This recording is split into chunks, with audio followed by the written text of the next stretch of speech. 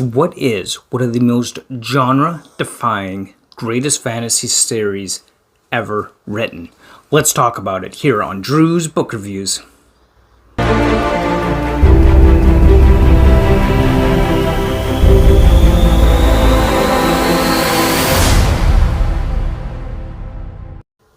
Alright, let's talk about one of the best, greatest, genre-defying fantasy books ever written, hands down. Let's talk about it. Today we are going to be talking about The Hobbit by JRR Tolkien. But before we get into this book review, make sure you hit that like button, comment, subscribe, and check out down below in the description for links to all my platforms and information where you can find me. Anyway, let's talk about this. The Hobbit by JRR Tolkien. Now, I recently just finished reading this book for the first time to my daughter. Now, it's not my first time through it. I've actually read it, I think, 3 times now. But when I say it's genre-defying and one of the best books, fantasy books written, it's simply because it seems to have set a bar for epic fantasy as we know it. Now, this is a story that has aged so well. It is a multi-generational tale told about the short little people and an absolutely wonderful character by the name of Bilbo Baggins, the Hobbit from the Shire. A quiet place with fields and hills and farms, and a place where you could just sit down and enjoy life. It's peaceful, but things just don't stay peaceful for our character Bilbo Baggins. He just wants to live his life. And one of the great things about The Hobbit is that it is so multi-generational as far as the story goes of Bilbo Baggins and his adventure with the dwarves and Gandalf and everything that happens to him. Bilbo is a fantastic character that I absolutely love. My daughter loves Bilbo and I love reading to her. So much so, in fact, I'm going to be reading to her The Lord of the Rings as well. Something that she also is looking forward to hearing the story. The Hobbit is a classic, and for good reason. The story of Bilbo and the lovable character that is Bilbo is just touching. It's so relatable. It's just a lovable story from start to finish. So of course the Hobbit ends up starting his adventure by having all these dwarves just show up at his house and along with Gandalf the Great Wizard, and whisks him away on this crazy adventure, and he has no idea what he's getting into. But we've got dragons, we got trolls, we got giant spiders, we got elves, we got being trapped in caves, magic rings, and just everything within this tale is just wonderful and enjoyable from start to finish, and I really enjoyed a lot of that. And it really does follow that hero's journey arc that is so prevalent amongst books and literature of our time as well, and so much fantasy has taken a look at The Hobbit and Lord of the Rings and built upon that. Now, I wouldn't necessarily say that this is the best fantasy or my favorite fantasy series that I've ever read, but I certainly recognize just how foundational and important The Hobbit and the Lord of the Rings tale is to the fantasy genre as a whole. And it's just one of those books and one of those stories that is just across the generations that so many people love, and for good reason. With all that keeping in mind, of course, it's definitely not one that I find has the kind of writing style that I necessarily prefer. This is a very quick read as far as the events that happen. The Hobbit has a lot of things going into the story that happened within this story. And I will say this, and again, this is spoiler-filled review, so if you haven't read The Hobbit yet, how do you not know about The Hobbit yet? Go read it, seriously. But at this point, this is a story that is nearly a century old. One of my favorite parts of this story is the Riddle Game with Gollum. I love that part of the story. I thought that was fun and entertaining and just enjoyable, having these riddles going back and forth. And of course, the first time you read through it, you're trying to figure out, if you don't cheat and read ahead, trying to figure out what these riddles are. And this, of course, is the point in the story where Bilbo gets his magic ring that makes him invisible. But this is only the beginning of what eventually turns into Lord of the Rings and everything else. But I really love how each aspect of the story builds upon more lore within the world that JRR Tolkien has so successfully created. But in terms of the writing style of itself, in terms that, there's a lot of poetry mixed within the story, and parts where our characters break into song and poetry and that kind of thing. That's not really my style, essentially.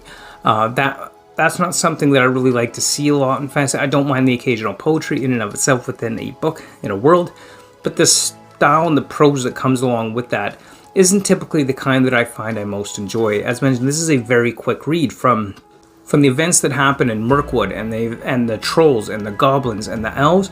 Each segment of the story happens really quickly and finishes really quickly throughout this tale. So there's a lot that happens within this book. So it really is not what I would call a quick, or definitely not what I would call a slow burn of a book.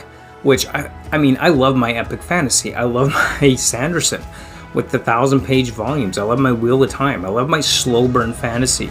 They're some of my favorites. So in terms of the writing style, it's definitely not up there with my favorite, but it is nonetheless still a fantastic story. And who doesn't love Bilbo? Like, honestly, who doesn't love Bilbo at this point? I know I certainly love Bilbo Baggins. He is a fun, entertaining character, and the way he's treated by the dwarves is just, it's horrible.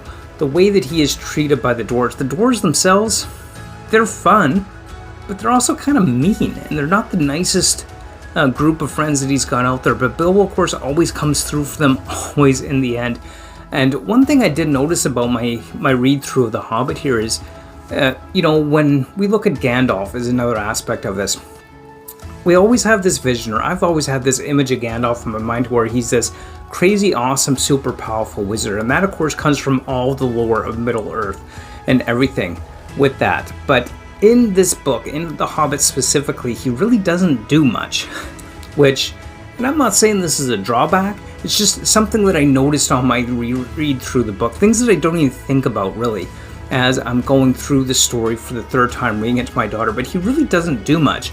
He shows up, he invites the dwarves, he's there at the beginning, then he disappears. He comes back again for a little bit and rescues our party, of course, but then he disappears again until the end, and then he's back again. So Gandalf really didn't actually do a lot in the story other than drop in from time to time as he was needed throughout the story of The Hobbit. So it's almost kind of that here comes the cavalry, or here comes our rescue, just in the nick of time type of thing for our heroes to get loose and go back and continue on their journey. I love the dragon in this, and the treasure and everything about that. That was a lot of fun as well. Smaug is like, he is this evil, bad dragon. And hoarding that treasure, he is just not a cool guy at all. And really, if we break this down, I'm willing to bet that this book could have been so much more in terms of length and more story added to it. But I totally get as well that this book was really kind of written at the time with a younger audience or children's audience in mind. And that at least is my understanding. When JRR Tolkien originally wrote this book, he wrote it with kids in mind as the target audience for this tale. So it's understandable why there wasn't a lot more drawn out, more in depth, longer, slow burn type of story, because it really was meant with kids in mind as a kid's story. And I think that does a really good job coming across that way while still being that epic fantasy that we've come to love and adore today. And overall, The Hobbit, it's a classic for a reason, and I have to say that I just really, really loved The Hobbit. I loved everything, almost everything about this. The prose and the writing style, wasn't necessarily my favorite, of course, as I mentioned, which is why I kind of gave it a 4 out of 5 stars on Goodreads. But honestly, there is a reason why The Hobbit and The Lord of the Rings is such a classic and loved story and tale. And I just absolutely love it. It is easily going to be one of my favorites. When I think classic, foundational, influential fantasy, The Hobbit by JRR Tolkien absolutely comes to mind. And I don't know about you, but I would hope it would for you as well. Love this story. It's a fantastic read, a good book. And I would probably read this again and again and again throughout the rest of my life. I have no doubt about it. And I am looking forward to continuing on my reread of The Hobbit and The Lord of the Rings this year. I'm probably going to read The Lord of the Rings to my daughter as well. And that's just going to be fun, good times for all. It's so much fun to share these stories that have become classic and stories that I've absolutely loved with my daughter as well. So thank you so much for watching, and I hope that you enjoyed this video review of The Hobbit by JRR Tolkein. And, let me know down below what you think of this. How do you like The Hobbit? Is it one of your favorites? It's certainly one of my favorite fantasies. And as always, like, comment, subscribe, hit that bell notification so you can see when I post new videos. And of course, join me on my Discord and my Bookstagram. All that link is down below. And we'll see, maybe I'll get some reviews up on The Lord of the Rings as we go about, or maybe, and more, who knows. Thanks so much for watching, and as always, until next time, keep on reading. Bye!